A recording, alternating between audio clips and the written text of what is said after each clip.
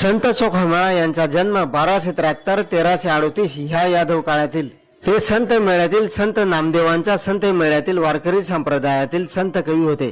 चोखोबांचा जन्म विदर्भातील बुलढाणा जिल्ह्यात देऊळगाव राजा तालुक्यातील मेहुणा किंवा मेहुणपुरी या गावी झाला। संत चोखोबांचे कुटुंब हे जातीने महार होते। चोखोबांचे मूळ गाव वऱ्हाडातील आहे असेही म्हटले जाते। संत चोखोबांची पत्नी सोयराबाईंनी 62 अभंग लिहिली। चोखोबांची बहीण निर्मळा यांनी 24 अभंग लिहिली। चोखोबांचे मेहुणे बंका यांनी 41 अभंग लिहिली। संत चोखोबांचा मुलगा कर्ममेळा यांनी 27 अभंग लिहिली। संत चोखामेळांचे 358 अभंग उपलब्ध आहेत। संत चोखामेळा यांचे सामाजिक कार्य भक्ती सेवा आणि समतेवर आधारित होते।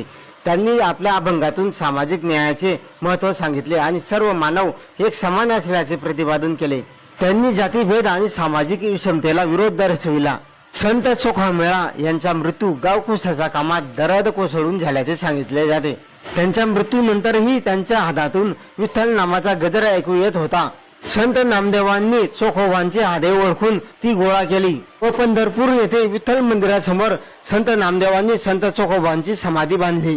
संत चोखामेळा यांची पुण्यतिथी वैशाख वद्य पंचमी या दिवशी मंगळवेढा येथे त्यांचे निर्वाण म्हणजेच निधन झाले होते। संत चोखामेळा यांच्या स्मृतींना विनम्र अभिवादन।